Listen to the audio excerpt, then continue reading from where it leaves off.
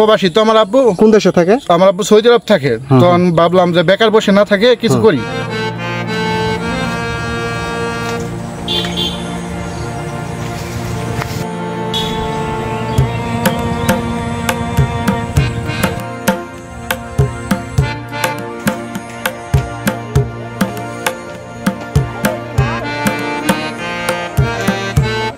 সুপ্রিয় কৃষিপ্রেমী ভাই ও বোনেরা, যারা দেশের বিভিন্ন প্রান্ত থেকে দেখছেন এবং দেশের অর্থনৈতিক চালিকা শক্তি, রেমিটেন্স যোদ্ধা, প্রবাসী ভাই ও বোনেরা, সবাইকে অন্তরের অন্তঃস্থল থেকে আন্তরিক শুভেচ্ছা ও অভিনন্দন জানিয়ে শুরু করছি আজকের কৃষি বিষয়ক প্রতিবেদন। বন্ধুরা, আজকে আপনাদেরকে নিয়ে এসেছি টাঙ্গাইল জেলার ঘাটাইল উপজেলার লক্ষিন্দর ইউনিয়নে। এই লক্ষিন্দর ইউনিয়নের একজন তরুণ যুবক একই মাচায় একাধিক সবজি চাষ করে সে দারুণ সফলতা অর্জন করেছেন। তার এই সফলতার গল্পই আজকে আপনাদের সাথে শেয়ার করব। তো চলুন শুরু করা যাক। আসসালামু আলাইকুম। ওয়ালাইকুম আসসালাম। আঙ্কেল কেমন আছেন? এই তো ভালো আছেন আঙ্কেল? এই তো আলহামদুলিল্লাহ ভালো। কি করতেছেন? এই যে কুমড়া গাছ, জালি কুমড়া গাছ নামাই দিতেছি কুমড়া। ও মানে এখানে সুতার উপরে আপনার এই কুমড়াগুলো উপরে বড় হইতেছে বা বড় হইতে গেলেও অনেক বাধা সৃষ্টি হয়, যার জন্য ওইখান থেকে নামাই দেওয়া হচ্ছে। এখান থেকে না নামাই দিলে পোকা খেয়ে ফেলে আর সুতার দাগ লাগে। ও আচ্ছা আচ্ছা, মানে স্পট হয়। তো যাই হোক আঙ্কেল, গতকালকে দেখলাম আপনি বাজারে অনেকগুলো পুরল বা ধুন্দল, শসা, করলা এবং চাল কুমড়া এগুলো নিয়ে গেছেন এবং বাজারের মধ্যে সর্বোচ্চ সেরা। তো পরে ভাবলাম যে আসলে আপনার বাড়িতে যাই, আসলে দেখি কীরকম চাষাবাদ করছেন। তো এই অল্প বয়সে তো বাজিমাত করে দিছেন। তো এর আগে কি এই সবজি চাষাবাদ করছেন? না, আমি নতুন শুরু করছি, কিছু অল্প দিয়ে শুরু করেছিলাম। প্রাথমিক অবস্থায় আল্লাহর রহমতে আপনাদের দোয়ায় ভালো ফলাফল পাইছি। তারপরে এখন আর একটু বাড়াইয়া মানে ভালোই কিছু জায়গা পড়ে আসছিল, সেই জায়গার মধ্যে আমি মিশ্র চাষ করছি। ধরেন চাল কুমড়া, ধুন্দল, তারপরে শসা, মিষ্টি কুমড়া, করলা, এগুলো মনে নিয়ে আমি একই জাংলার মধ্যে দিচ্ছি, একই মাছায় দিছি। আলাদা মাছায় দিলে আপনার জায়গাটা বেশি খায়, কিন্তু একই মাছা দেওয়ার ফলে অনেক বেশি ধরে। মানুষ ভাবে যে একই মাছায় দিলে জিনিসটা কম আসবো, কিন্তু একই মাছায় দিলে কম আসে না, সমানে আসে, মানে বেশি লাভবান হওয়া যায়। তো অনেকেই চাষাবাদ করে মানে প্রত্যেকটা সাবজেক্ট আলাদা আলাদা, যেমন শসা করলে শসা করে, চাল কুমড়া করলে চাল কুমড়া করে, ধুন্দুল করলে বা পুরল করলে আলাদা করে। তো আপনি একই মাছাতে একাধিক সবজি দিচ্ছেন? জি, আমি একই মাছাতে দিছি। একই মাছা দেওয়ার পরে মানে আপনার সার কীটনাশকটা কম লাগে আর লেবার খরচটা কম লাগে মনে করেন যে জিনিসও বেশি আসে, ফসলও বেশি হয়। তো এইটাই আপনার জীবনে প্রথম কৃষি চাষাবাদ আসা? না, আমি লেখাপড়া করতাম, লেখাপড়ার পাশাপাশি বাবা প্রবাসী তো আমার আব্বু। কোন দেশে থাকে? আমার আব্বু সৌদি আরব থাকে। তখন ভাবলাম যে বেকার বসে না থাকে কিছু করি। তারপরে আপনার কিছু একটু মাছা করি, মাছা করার পরে দেখি অনেক ভালো ফলন হয়। তারপরে এই বছর আরো বেশি করি, অনেক জায়গা পড়ে আসছিল তো সেই জায়গার মধ্যে চাষ করি। তার মানে আপনি আস্তে আস্তে শিখতেছেন এবং আস্তে আস্তে এটা বৃদ্ধি করতেছেন। জি, আস্তে কারণ জমিরও তো আপনাদের অভাব নাই, মাশাআল্লাহ। আমাদের আল্লাহর রহমতে ভালো জায়গা জমি আছে, সেগুলোর মধ্যে আস্তে আস্তে বৃদ্ধি করতেছি ফসল। তার মানে এখন আস্তে আস্তে মানে কম কম করে আপনি অভিজ্ঞতা অর্জন করতেছেন? আস্তে আস্তে অভিজ্ঞতা করতেছি, তারপরে বাড়াবো। তো এখন সপ্তাহে কত মন করলা ওঠে?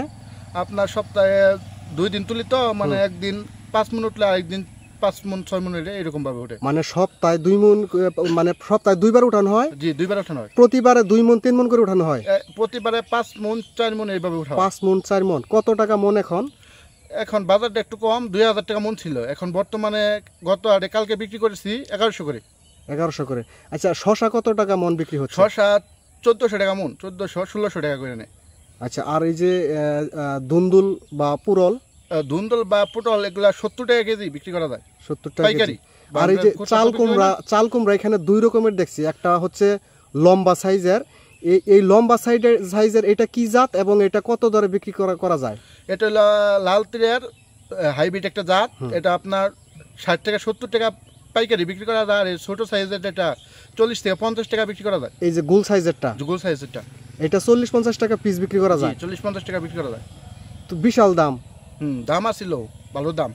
এখানে যেহেতু মিশ্র চাষাবাদ হয়েছে, এখানে করলা, চিচিঙ্গা, তারপরে ধুন্দুল, চাল কুমড়া, শশা সব মিলাইয়া আপনার কতটুক জায়গা এখানে? আপনার আনুমানিক 6 কাঠার মতো হবে। 6 কাঠা, জি মানে 6 7 42 শতাংশ। জি 20% আমার খরচ হয়েছে 70,000 মতো। আমি প্রথম দিকে 30,000 টাকার উপরে বিক্রি করে ফেলছি। এইভাবে আরও আমি 3 মাসের উপরে বিক্রি করব আল্লাহর রহমতে, যদি গাছ সুস্থ থাকে বা বৃষ্টিপাত যদি কম বেশি না হয়। মানে এইভাবে আরো 3 মাস এইভাবে সবজি দিবে? হ্যাঁ জি, ফলন দিবে 3 মাসের উপরে থাকবে যদি বৃষ্টিটা কম হয়। বৃষ্টি যদি বেশি হয় গাছটা নষ্ট হয়ে যাবে। না না, এখন তো বৃষ্টি ওইরকম বৃষ্টি হওয়ার কথাও না, বর্ষা মাস অনেক দেরি। তো যাই হোক, ওই পাশে আলাদা দেখা যাইতেছে, ওইখানে কি কি, ওইখানে একটু চলেন যাই। চলেন দেখেন, একই মাসায় বিভিন্ন ধরনের ফসল দেওয়ার ফলে আমার ধরেন একটার বাজার যদি কম থাকে 2টার বাজার বেশি পাইতেছি, আর যদি 2টার বাজার কম থাকে 1টির বাজার বেশি পাইতেছি। এতে আমার লস হওয়ার সম্ভাবনা থাকে না। আর আমি যদি একই ফসল দিতাম এক মাসায়, তাহলে একক ফসল দিলে, হ্যাঁ একই ফসল দিলে তাহলে আমার লস হওয়ার সম্ভাবনা থাকতো, কিছুটা থাকতো। এখন আমার লস হওয়ার সম্ভাবনা নাই আল্লাহর রহমতে। দেখেন এই যে দিয়েছি আমি করলা, এই যে ধুন্দল, এই শশা, কোনোটার কারণে কোনোটা ক্ষতি হচ্ছে না। তো এইভাবে ফসল চাষাবাদ করলে আসলে কি লাভবান হওয়া যায়? হ্যাঁ ইনশাআল্লাহ, এভাবে আপনি 100% গ্যারান্টি দেন? জি, এভাবে ফসল চাষাবাদ করলে আপনি লাভবান হবেন। তো আপনাকে অসংখ্য ধন্যবাদ আমাদেরকে সময় দেওয়ার জন্য। তো দর্শক, দেশের বিভিন্ন প্রান্ত থেকে যারা আমার এই ভিডিও দেখছেন তাদের জন্য একটি মেসেজ। যারা নতুন কৃষক এবং নতুন কৃষি উদ্যোক্তা হতে চান, তারা এই ভিডিও দেখে অনুপ্রাণিত হতে পারেন। ইনি একই মাচাতে একাধিক সবজি, একই মাচা একই খরচ সে এককভাবে করে নাই। একই মাচাতে সে করলা করছে, ধুন্দুল করছে বা পুরল, এবং শশা, চাল কুমড়া, মিষ্টি কুমড়া, এইভাবে সে একই মাচাতে 4-5 ধরনের সবজি সে চাষ করছে, কিন্তু খরচ কিন্তু একবারই হয়েছে। অনেকেই আছে একক ফসল করে, খরচ কিন্তু একই। তো একটাই পোষাতে না পারলে 4টাই পোষাতে পারবে। মানে যেহেতু এখানে 5 ধরনের সবজি দেওয়া হয়েছে, দেখা গেল যে একটা সবজির দাম এখন বাজারে কম, 4টার বাজার বেশি, অথবা 2টার বাজার কম, 3টার বাজার বেশি।